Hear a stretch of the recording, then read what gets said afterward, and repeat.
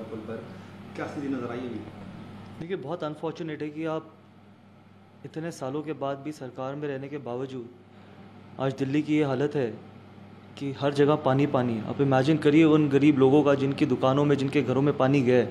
Problem ये होना ही था और इसमें कोई सरप्राइज़ नहीं था, क्योंकि अगर आप 9 साल से सरकार में अगर आप 1 रुपया भी इंफ्रास्ट्रक्चर पे खर्च नहीं करेंगे, सिर्फ फ्रीबी की राजनीति करेंगे, वोट बैंक की राजनीति करेंगे, तो कभी ना कभी तो दिल्ली और इंफ्रास्ट्रक्चर कोलैप्स हो गई।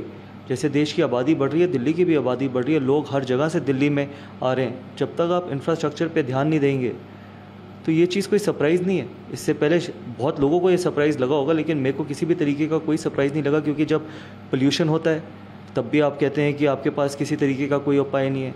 जब वाटर लॉगिंग की समस्या आती है, मानसून होता है, तब भी आपके पास किसी तरीके का कोई सोल्यूशन नहीं है। कोविड के टाइम पे भी नहीं है।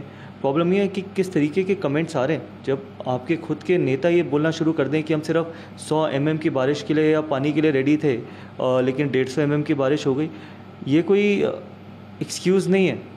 आप ये बताइए बाहर आके कि आपने 9 साल में किस तरीके से दिल्ली के इंफ्रास्ट्रक्चर पे काम किया, कितना आपने पैसा खर्च किया। आपके सामने दूध का दूध, पानी का पानी हो जाएगा। ये मजाक का वक्त नहीं है। उन्होंने बोला बहुत कुछ है दिल्ली के बारे में, चाहे हम दिल्ली को पेरिस, लंदन, न्यूयॉर्क बनाएंगे, चाहे हम लेक्स को रिवाइव करेंगे, लेकिन अगर आज आप हालत देखें, बाहर जाके आप उन लोगों की हालत देखें जो यमुना के सबसे ज़्यादा तो अफेक्टेड मेरी कॉन्स्टिट्यूएंसी है। आप मयूर विहार जाके देखें, यमुना खादर पे जाके देखें, 2-2 दिन से लोग वहाँ पर पानी के बीच में अटके हुए थे, जहाँ पर उनके पास ना खाने को था ना पीने को पानी था।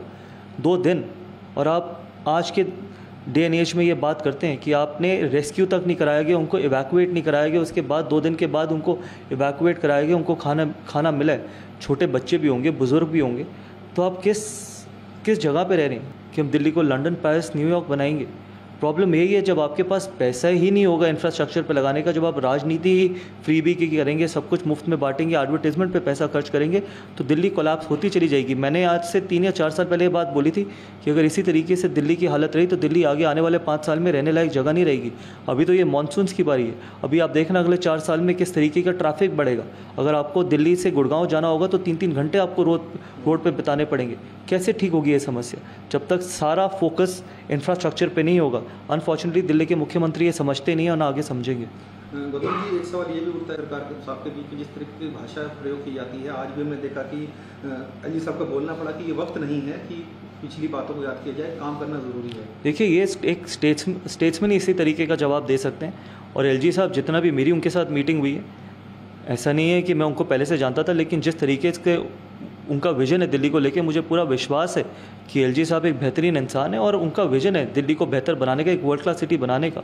और जैसे आज भी उन्होंने जो बोला कि ये वक्त नहीं है एक दूसरे के ऊपर आरोप लगाने का, ये वक्त है एकजुट होकर काम करने का। लेकिन एकजुट होकर काम करने का किसके साथ? जिसके पास कोई विजन होता है। किसके साथ? जिसके पास कोई ईमानदारी होती है। किसके साथ? जिसके पास कोई दिल्ली के लिए इमोशंस होते हैं। अगर आपके लिए दिल्ली की जनता के लिए इमोशंस हैं, ईमानदारी है, आप दिल से काम करना चाहते हैं, आप दिल्ली को बेहतर बनाना चाहते हैं, तो हम सब, सिर्फ सांसद ही नहीं, सिर्फ एलजी साहब ही नहीं, सिर्फ भारतीय जनता पार्टी नहीं, पूरी दिल्ली आपके साथ खड़े होकर काम करेगी। आज भुगत कौन रहा है? ना तो कोई एमपी भुगत रहा है, ना कोई एमएलए भुगत रहा है, ना कोई चीफ मिनिस्टर भुगत रहा है। भुगत तो एक कॉमन आदमी रहा है ना। तो जब तक आप झूठ की राजनीति करेंगे, जब तक आप सिर्फ टैक्स पेयर का पैसा अपनी शक्ल चमकाने के लिए लगाएंगे, एडवर्टाइजमेंट पर लगाएंगे, और ये आप लोगों को एक्सपोज करना चाहिए। देखिए दिल्ली की हालत, ये आपने वर्ल्ड क्लास सिटी बनाई है। 9 साल में मुझे नहीं लगता कि इतना ख़राब, मैं दिल्ली में पैदा हुआ, सब कुछ दिल्ली ने मुझे दिया, मुझे नहीं लगता कि 9 साल में जितनी ख़राब दिल्ली नज़र आई है उतनी उससे पहले कभी आई थी। कांग्रेस के टाइम भी बहुत काम हुए थे, उससे पहले भारतीय जनता पार्टी के जब सीएम थे उस टाइम पे बहुत काम हुए थे। पिछले 9 साल में किसी भी तरीके से दिल्ली में कहीं पे भी कोई भी अच्छा काम हुआ ही नहीं है। आप एजुकेशन की बात करते हैं कि हमने एजुकेशन में क्रांति लाई है, अब बताइए इंफ्रास्ट्रक्चर पे कितना आपने काम किया?